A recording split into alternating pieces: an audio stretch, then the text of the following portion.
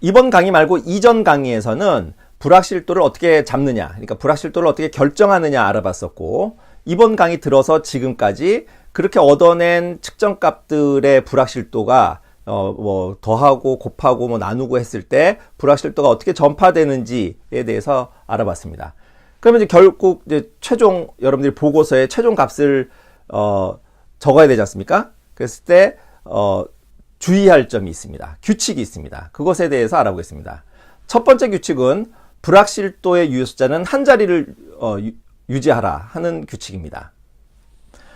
왜 불확실도를 유효숫자를 한 자리로 한 개만 표시하라고 하는 거냐? 불확실도는 어차피 추정값이기 때문에, 그러니까 불확실도를 우리 스스로 잡는 거라고 하지 않았습니까? 그러니까 불확실도는 추정값이기 때문에 유효숫자가 지나치게 높은 것, 그러니까 정밀도를 너무 높게 잡는 것은 부당하다는 거죠. 그래서 어떤 데이터가 5.03 플러스 마이너스 0.043cm다. 어떤 우리가 그 불확실도 전파를 통해서 어떤 계산을 통해서 얻어냈을 때 불확실도가 0.043 이렇게 나왔으면 그것을 0.04에서 끊어야 된다는 거죠. 그러니까 4 밑에 자리 0.003은 이제 버리게 되는 거죠.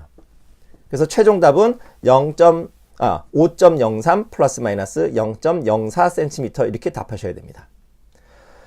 만약에 어떤 계산을 통해서 가속도겠네요. 9.82 플러스 마이너스 0.02385 미터 퍼 세크 제곱이라고 하는 어떤 값을 얻어냈다면 불확실도를 0.02385 이렇게 쓰는 것이 아니라 0.02에서 끊어야 된다는 겁니다. 그래서 9.82 플러스 마이너스 0.02 미터 퍼 세크 제곱 이렇게 최종 답을 제시하셔야 됩니다. 또 다른 규칙도 있습니다. 측정값의 유효숫자는 불확실도와 같은 소수점 자리가 되도록 표시하여야 한다 하는 얘기인데요. 그러니까 52.3 플러스 마이너스 4cm 이렇게 4cm 이렇게 됐을 때 불확실도는 소수점 앞에 자리, 그러니까 우리가 1의 자리 있지 않습니까? 그러면 앞에 있는 데이터도 1의 자리에서 끊어줘야 된다는 거죠. 그래서 52 플러스 마이너스 4cm 이렇게 최종 답을 제시하셔야 됩니다. 어떤 데이터가 6051.78 플러스 마이너스 30m per sec였다. 그러면 지금 불확실도 30에서 유효숫자는 1개입니다. 10의 자리 3, 유효숫자 1개거든요. 그러면 그 자리에 맞춰서 앞에 측정값도 유효숫자를 끊어줘야 됩니다. 그래서 6050 플러스 마이너스 30m per sec 이렇게 답하셔야 된다는 겁니다. 자, 그러면 연습 문제 두 개만 보겠습니다. 그러니까 앞에 보셨던 그 규칙 1과 규칙 2를 적용해서 문제를 풀어야 되는 겁니다. 그러면 8.2437 플러스 마이너스 0.0323g 이런 어떤 값을 얻었다고 하면 먼저 불확실도의 유효숫자를 하나로 끊어야 되겠죠. 그래서 8.2437 플러스 마이너스 0.03 이렇게 얻어놓고 규칙 2를 적용하는 겁니다. 그러니까 소수점 두 번째 자리에, 그러니까 불확실도가 0.03으로 소수점 두 번째 자리에 끊겼기 때문에 앞에 있는 데이터도 소수점 두째 자리인 8.24에서 끊어줘야 됩니다. 그래서 최종 답은 8.24 플러스 마이너스 0.03g 이렇게 답하셔야 됩니다. 두 번째 보죠. 879.803 플러스 마이너스 52 미터 퍼 세크 제곱이라는 값이 얻었다면 불확실도에 해당하는 52에서 유효숫자를 하나만 유지한다 그랬죠. 그러면 그 유효숫자를 50에 맞춰야 됩니다. 불확실도의 유효숫자를 50이라고 적으셔야 되고요. 그러면은 그 자릿수에 맞춰서 데이터도 10의 자리인 10의 자리에 맞춰야 되죠. 그래서 1의 자리인 1인 9를 반올림해서 880으로 만들어 주시고 880 플러스 마이너스 50 미터 퍼 세크 제곱 이렇게 최종 답을 답하셔야 됩니다.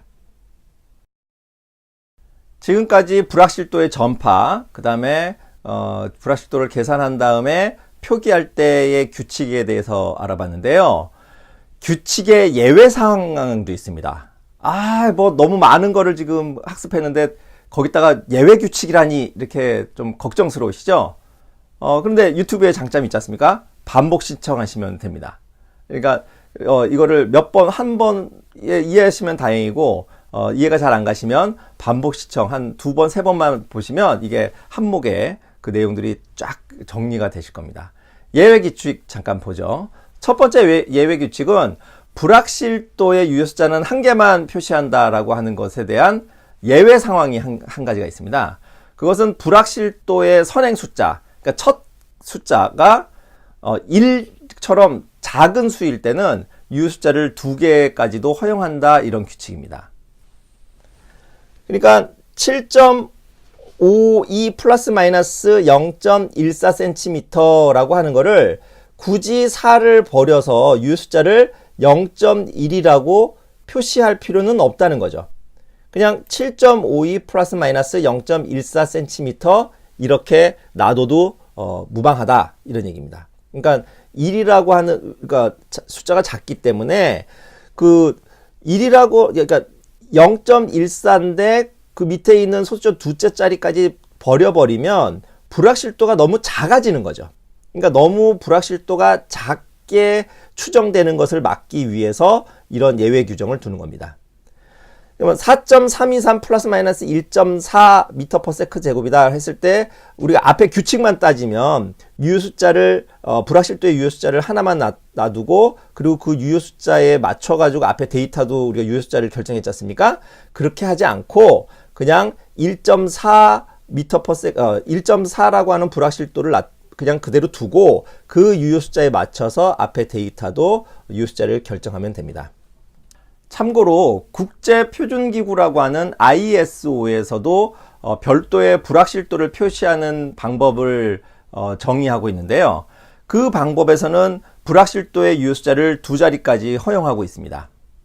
그런데 지금 제가 이 강의를 통해서 드리는 그 표기법은 고전 방법, 뭐 이렇게도 부르는 것 같더라고요. 그러니까 ISO 방법과 제가 드리는 이 방법들을 구분하기 위해서 고전적인 방법, ISO 규칙 뭐 이렇게 구분하는 것 같은데, 여러분들이 대학교에서 공부하실 때에는, 그리고 간단한 실험을 하실 때에는 지금 제가 드리는 강의 내용 방법으로도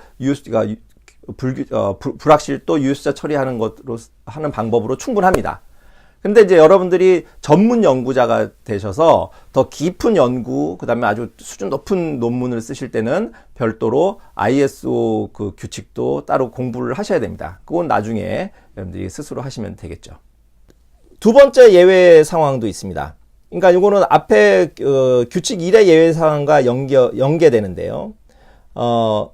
만약에 불확실도가 1이라고 하는 아주 작은 숫자일 때는 우리가 원래는 규칙 2 같은 경우는 불확실도의 유효숫자와 앞에 데이터의 유효숫자를 일치시키라, 이런 규칙이 있었지 않습니까? 그럼 예를 들어서 5.6 플러스 마이너스 1mm라고 하는 데이터가 있다면 그 데이터를 0.6을 반올림해서 6이라고 만들고 6 플러스 마이너스 1mm 이렇게 보고를 해야 되는데, 불확실도 1이라는 값이 너무 작기 때문에 그냥 그리고 앞에 있는 데이터를 반올림하면 너무 많은 정보를 버리게 되니까 이런 경우에는 5.6 플러스 마이너스 1mm라고 제시해도 무방하다라는 그 예외 규칙이 있습니다. 근데 여러분들이 만약에 여러분들의 데이터에서 6 플러스 마이너스 1mm로 제시하겠다고 하면 그것도 선택은 할 수 있는 거죠. 결국 우리가 잊지 말아야 될 거는 불확실도를 결정하는 것은 누구라고요? 우리니까요. 그래서 여러분들이 보시기에 나는 그냥 반올림해서 6 플러스 마이너스 1mm라고 제시하는 것이 합당하다라고 하면 그렇게 해도 되는데, 여러분들이 실험 상황에서 내가 그 0.6이라고 하는 거를 버리는 거는 너무 많은 정보를, 내가 이제 실험한 것에 너무 많은 정보를 잃어버리는 거다라고 생각이 드신다면, 그 불확실도가 1처럼 굉장히 작은 수일 경우에는 그 앞에 한 자리 정도의 유효숫자를 더 두셔도 무방하다는 그런 예외 규칙입니다. 지금까지 불확실도 전파에 대해서 알아봤고요. 최종 데이터, 즉 불확실도를 포함한 최종 데이터를 어떻게 보고하느냐, 그 규칙도 알아봤습니다. 이제 다음 할 얘기는 일치 검정이라고 하는 내용입니다. 또다시 이 두 손의 길이 비교하는 문제를 보여드리는데요. 그러니까 불확실도를 가지고 우리가 계산을 통해서 이 두 손의 길이 차이는 없는 거다라고 이제 표현을 했었는데, 요 아래 보는 그림으로 표현을 하면 더 이렇게 명확하게 들어옵니다. 즉 이제 불확실도의 범위가 겹쳤느냐 겹치지 않았느냐 뭐 이렇게 비교하는 방법이거든요. 다음 그림을 좀 보시죠. 지금 보시는 그림에서 위의 경우, 즉 X와 Y의 데이터를 비교하는데 X의 불확실도 범위와 Y 데이터의 불확실도의 범위가 겹칠 때에는 중복될 때에는 X와 Y 데이터에는 차이가 없다. 서로 같은 값이다 라고 결론을 내립니다. 아래에 있는 그림과 같이 X가 포함하고 있는 그 불확실도 범위와 Y의 그 데이터의 불확실도 범위가 완전히 서로 벗어나 있으면 이런 경우는 X와 Y는 서로 같지 않다. 서로 다른 값이다. 라고 결론을 내리게 됩니다. 자, 그러면 이런 일치 검정을 언제 쓰는 거냐? 그것은 이제 가설을 검증하는 얘기와 관련이 있습니다. 지금 보시는 것은 지금 가상 상황이거든요. 제가 임의로 꾸며낸 어떤 가상 상황인데 그 예를 보면서 설명을 한번 드려보도록 하죠. 어떤 학생이 수입산 호두와 국산 호두를 질량을 측정하면 비교할 수 있다. 그러니까 어떤 게 국산 호두이고 어떤 게 수입산 호두인지 알아낼 수 있을 것이다 라고 하는 가설을 세웠다고 생각해 봅시다. 그리고 그 여러 개의 국산 호두를 여러 개를 수집해서 질량을 측정해서 평균값을 내고 수입산 호두를 여러 개 모아서 질량을 측정해서 평균값을 냈다. 그래서 봤더니 평균값이 차이가 나지 않느냐. 그러니까 두 개가 차이가 나는 거다. 자기의 주장이 옳다. 자기의 가설이 옳다라고 주장했다고 생각해 봅시다. 이게 말이 되는 얘기일까요? 이제 눈치채셨겠죠. 이 데이터만 가지고는 말이 되지 않는 거죠. 결국 우리는 불확실도를 표시해야 되는 겁니다. 그러면 다시 이 학생이 정신을 차리고 다시 불확실도를 비교를 해봤다. 불확실도까지 포함해서 데이터를 비교해봤더니 국산 호두와 수입산 호두의 불확실도 범위가 겹치더라. 그러면은 이 두 데이터, 그러니까 이 학생이 세운 가설은 실패하는 거죠. 그러니까 그 두 불확실도의 범위가 겹치니까 국산 호두와 수입산 호두의 질량에는 차이가 있다고 말할 수 없다. 그러니까 그 처음에 그 질량 측정으로 두 종류의 호두를 비교할 수 있다, 구분할 수 있다라고 하는 가설은 잘못됐다라고 결론을 내리는 거죠. 그러니까 일치 검정이라는 것이 바로 이렇게 가설을 검증할 때 쓰이는 겁니다. 그런데 이제 추가적으로 좀 얘기를 몇 가지 좀 드리려고 하는데요. 한 발 더 들어가서 이게 내 가설이 좀 틀렸나? 그래서 이 학생이 실망을 하고 포기를 하지 않고 더 많은 데이터를, 더 많은 호두를 모아서 더 정밀하게 측정을 했다는 거죠. 그래서 지금 오른쪽 위에 보이는 것과 같은 그런 데이터를 얻었다고 봅시다. 그러면은 그 불확실도 범위가 줄어들면서 그 데이터와 데이터 사이에는 차이가 생기게 되죠. 봐라. 그럼 이 학생은 뭐 어떻게 얘기할 수 있을까요?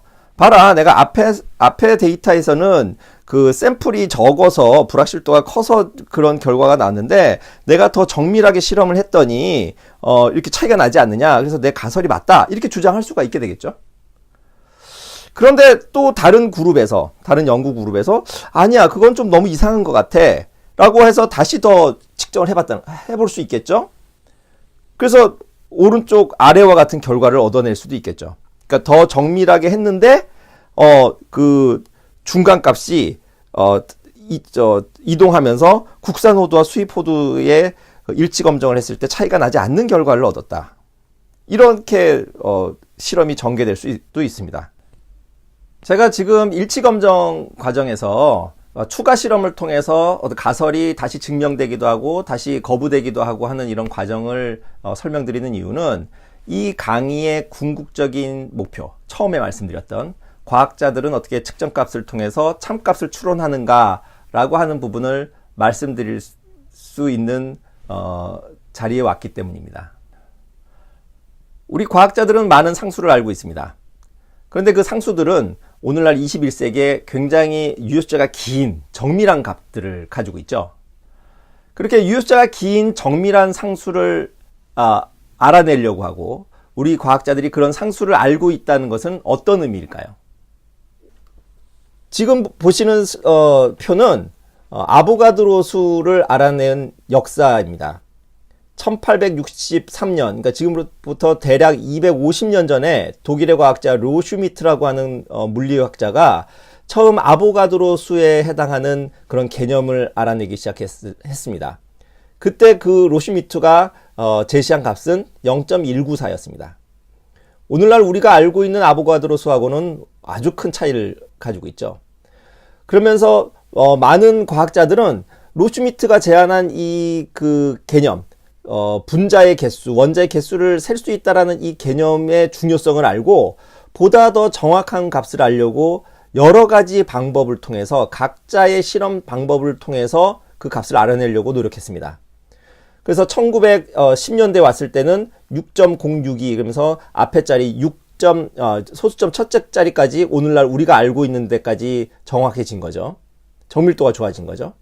그러면서 지금 1965년도에 알아낸 것만 해도 6.055라고 해서 소수점 셋째 자리 정도에서는 오늘날 우리가 알고 있는 거와는 좀 차이가 있습니다. 그러니까 과학이라고 하는 것은 우리가 어떤 상수를 알아낼 때 한 사람이 딱 이 값이야 라고 주어지는 것이 아니라 그 상수가 굉장히 중요한 값이라면 많은 과학자가 서로 다른 실험 방법으로 제안하고 실험하고 검증을 하면서 계속 어떤 한 지점을 찾아가는 거죠. 그 사이에 이제 반드시 불확실도를 포함한 측정값을 내야 되는 것은 당연한 것이고 서로가 서로의 값들을 일치 검정을 통해서 왜 당신의 데이터와 나의 데이터는 서로 다를까? 이걸 고민하고 뭐 당신이 옳은지 내가 옳은지 서로 논쟁도 하고 이러면서 과학이 발전해 온 것이죠.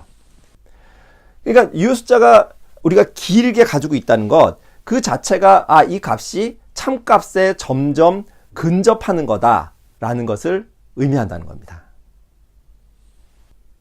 그러면 과학을 모르는 어떤 사람이 이런 질문을 할 수도 있습니다. 뭐 유효숫자 아무리 길어도 아무리 정밀하다 그래도 그 참값 아니지 않느냐 라고 물어볼 수도 있습니다. 하지만 우리는 거꾸로 이렇게 얘기할 수 있겠죠. 우리가 알고 있는 이 정밀한 값이 사람을 달에도 보낼 수 있고 우주의 시초, 우주의 시작을 우리가 이해할 수도 있고 우리 지구상에 있는 생명체가 어떻게 탄생했는지 그 과정을 이해할 수 있고 우리 몸을 분자 수준에서 이해할 수 있을 정도로 정확하게 알고 있다라고요. 그러니까 여러분들이 불확실도를 결정하고 불확실도의 전파를 계산하는 이 수업이 바로 그런 과정들의 첫 발자국이라고 생각하실 수 있을 것 같습니다. 다음 강의는 유효숫자 처리 방법이 될 것이고 그게 아마 마지막 강의가 될 것 같습니다. 오늘 강의 마음에 드셨으면 좋아요, 그 다음에 구독 버튼 꼭 눌러주시고요. 강의 내용이 조금 어려웠을 수도 있는데 반복 시청 권해드리겠습니다. 감사합니다.